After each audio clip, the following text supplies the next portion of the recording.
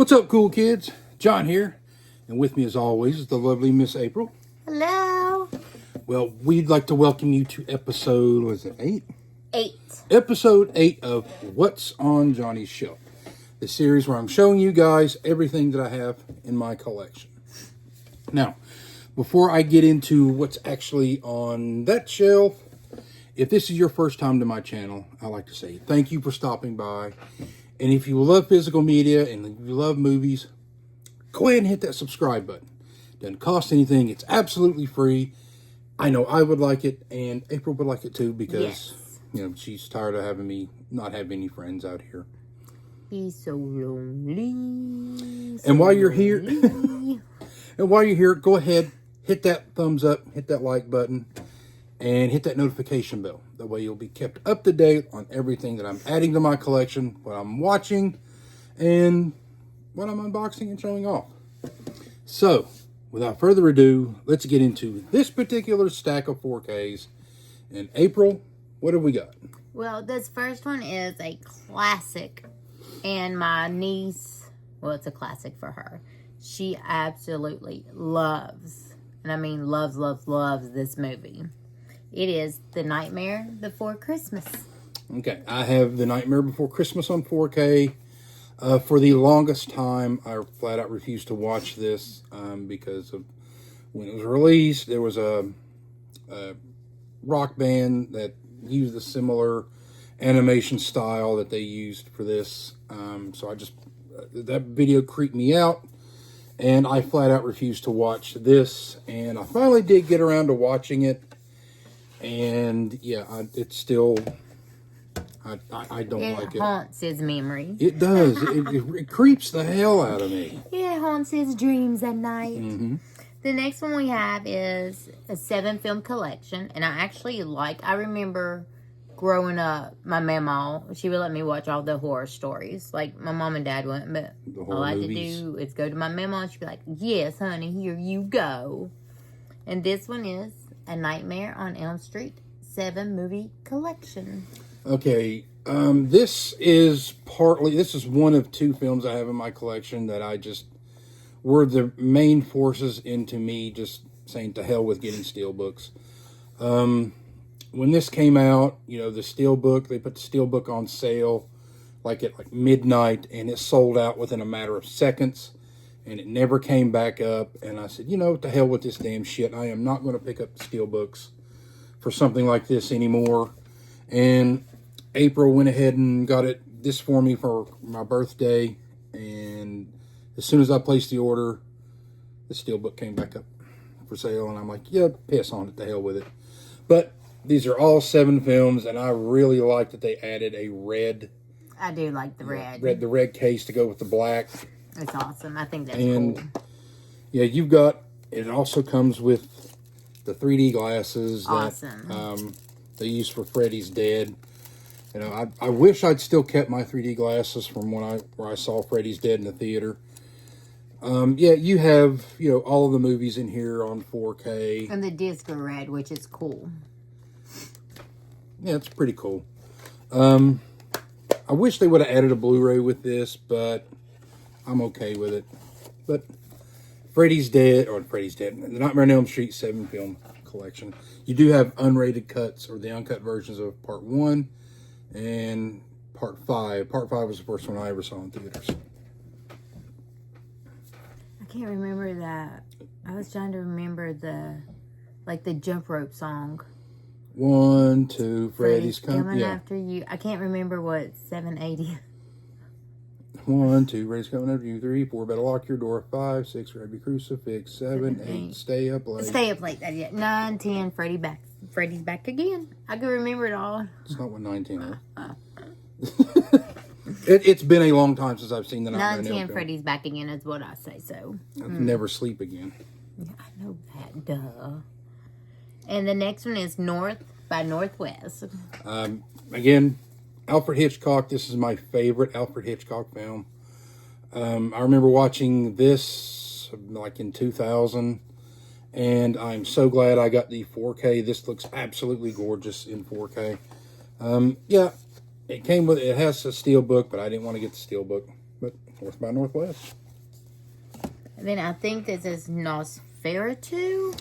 Nosferatu. Well, the F looked like a T at first, so I was like, Nosferatu? What the crap? No, this is the Robert Eggers remake, I guess, of the Werner Herzog Nosferatu. I still need to watch this. Werner Herzog's Nosferatu is oh my God, it's a masterpiece. And Shout Factory, or Scream Factory, has a 4K of it, and I need to pick it up. But Nosferatu, What's it about? it's kind of like a spin on the old Dracula tale. But Nosferatu. And then we have Novocaine. Novocaine in 4K. We picked this up when we were on vacation last year. Yeah, I still haven't seen it. I need to start, like Corey says. Corey's just starting to make a t-shirt. Wants to make a t-shirt. Says I've got it, but I still haven't seen it. That would be pretty cool, Corey. Go for it. Actually need that. I'd buy it. Or actually, John, I'd buy it for John. Mm-hmm. And then the next one is Once Upon a Time in the West. The 4K for Once Upon a Time in the West, Sergio Leone's masterpiece. I haven't seen it. They did release this. I think the Paramount Presents line had this release, and it like sold out very quickly. And I wasn't going to plop down all that money to buy it, but I'm glad they actually reissued it. And I think it comes with a Blu-ray as well. So cool. But a lot of people have seen this, and they said this is it's a masterpiece. It's a wonderful film. I haven't seen it, so me and your dad might actually sit down and watch it. That's what I was going to say. Next movie you watch for Dad, it could be the Western. Mm-hmm. Then we have One Battle After Another. One Battle After Another. I think they're coming out with a steelbook of this, but again, I'm happy with the 4K slipcover. I watched this on streaming when I was trying to get as many Academy Award nominated films in for 2026. And yeah, I'm going to be in the minority on this, but I believe the Academy got it right. One Battle After Another is a superior film to Sinners. Well, no. Sinners is great, but I think, this one is more relevant than Sinners is to what's actually going on in the world right now. I wouldn't mind doing like a double feature one day of watching One Battle After Another and then watching Sinners. Sinners is great, but I preferred One Battle After Another. That'd be cool if y'all want to watch with us. Yeah. Or watch with John. Yeah, I might do that one day. That would be cool. And then we have Disney's Pixar Onward. Onward, I think this came out right when the pandemic hit. And I picked this up, I think, at Big Lots one day, but I saw this on Disney Plus. And this is the very end of it does tug at your heartstrings, but I need to watch this again. It's really good. I think it's Chris Pratt and Tom Holland. That's Chris Pratt and that's Tom Holland. And it's about, I don't want to spoil the ending of it. They're trying to reach their father. Mm-hmm. And their father had passed away. Their brothers. Yeah, they're brothers. Okay. That would be a tearjerker. Yep. It didn't end the way I thought it was going to end. And that's what some movies surprise you. When you think they're going to end one way, they don't. And you're just like, what the crap? Then the next one we have is Oppenheimer. Yes, Oppenheimer. Christopher. I'm not going to call this Christopher Nolan's masterpiece because I still think that may be Interstellar. But yeah, when this came out, everybody was already saying it was going to win Best Picture, and Nolan was not going to be denied at year before last Oscars. Oppenheimer, great film. I love this. I just wish this would have came with an Atmos track. It is so good. Robert Downey Jr. finally got his Academy Award for this. And then we have Patriot Games. Patriot Games. This was the first time we got to see Harrison Ford as Jack Ryan. And yeah, Harrison Ford is my favorite Jack Ryan. I think they asked Clancy who he thought should be Jack Ryan. I think think he liked Ben Affleck and he liked Chris Pine, but it's Harrison Ford. Harrison Ford is Jack Ryan. And this next one, my favorites. It is the Peanuts Holiday Collection, where you have the Halloween, Thanksgiving, and Christmas Charlie Brown and Snoopy. And this is the 3-pack 4K. We picked these up a couple years ago. And then, my friend Corey gave me the Christmas and Thanksgiving ones. So now I need to get the Halloween one. I'll double dip for these. But for Halloween, we always watch it's the Great Pumpkin, Charlie Brown. We always for watch Thanksgiving and for Christmas. We always watch them. And then we have Pet Cemetery. The Pet Cemetery remake. I haven't seen it. I've heard people say it is nowhere near as good as the original. I need to pick up the original one because I remember going to watch that. I had no idea what it was about.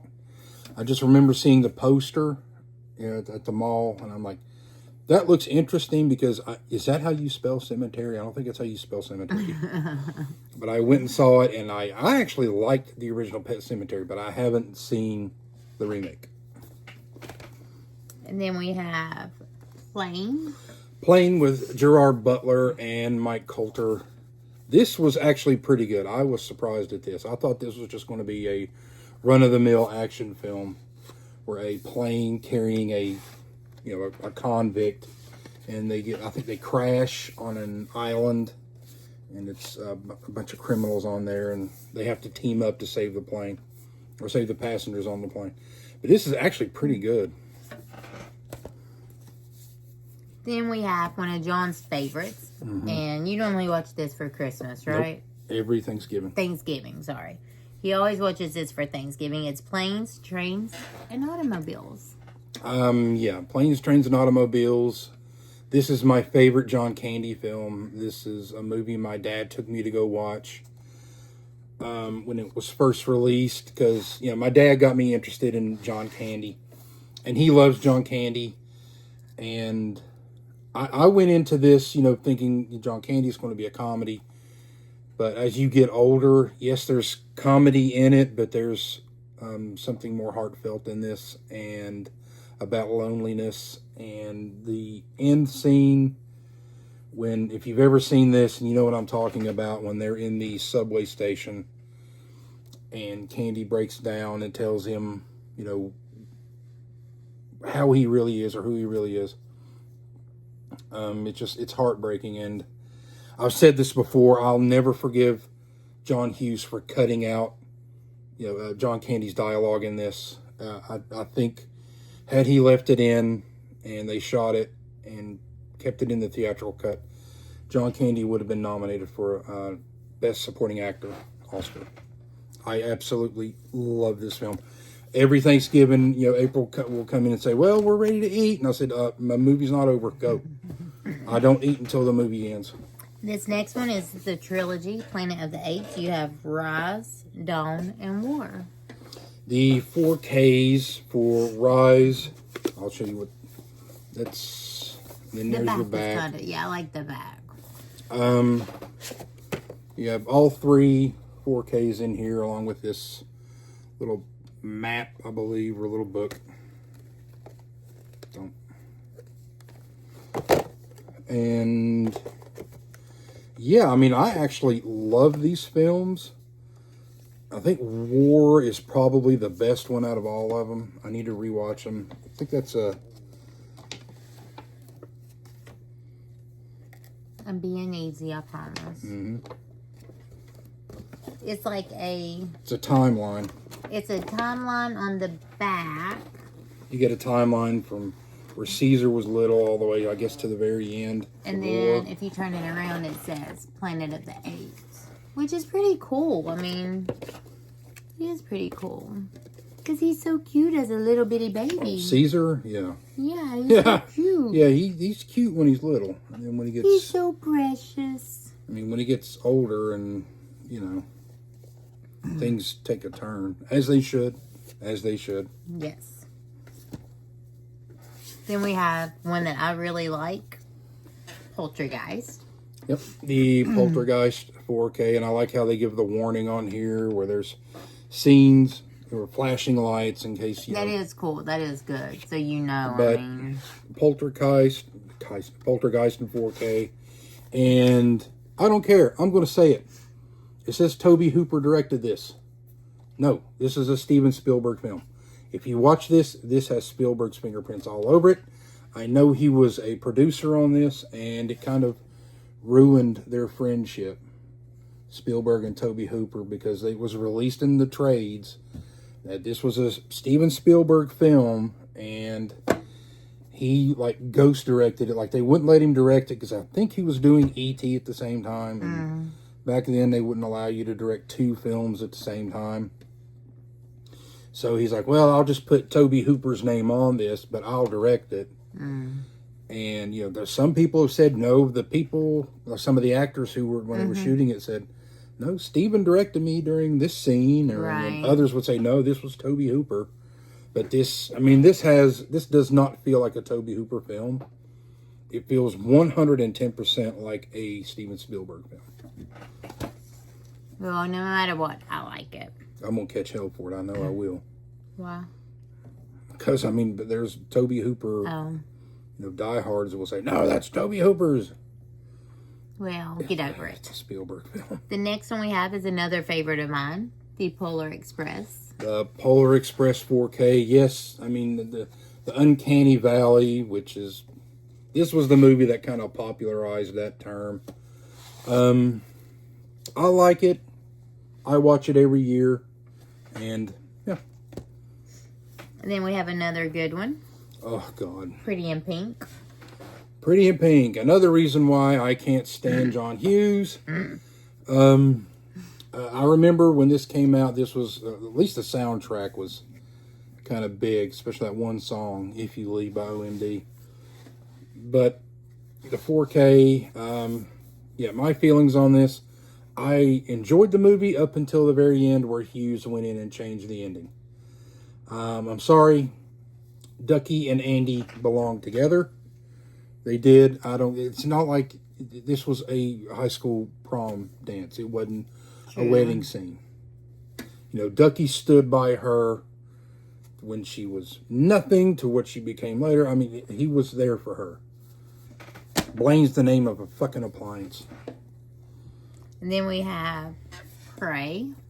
Prey in 4K. I was very surprised at this. Very good, I guess, prequel to Predator. Really, really good. And I was surprised Disney actually released this. And the last one from this little bitty shelf here, shelf number 8, we have Pray for the Devil. Pray for the Devil. This is the first 4K I believe I ever picked up. I think on my first video that I ever put on YouTube, that's like 3 years ago, I was talking about Pray for the Devil.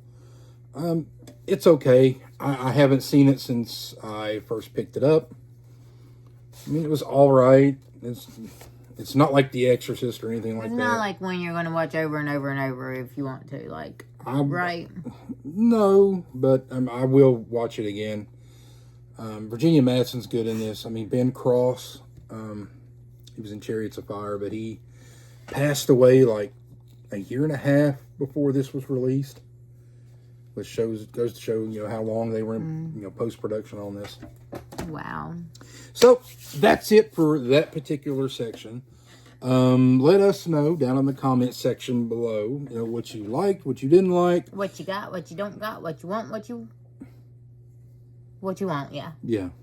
If you have any of these titles, or if you're going to come after me about, you know, Poltergeist and Tobe Hooper, or my, like, still this hatred I have for John Hughes. So, that's it. That's it for this video. You feel good about it? Feel good. All right. Well, until next time, April, what are you watching today?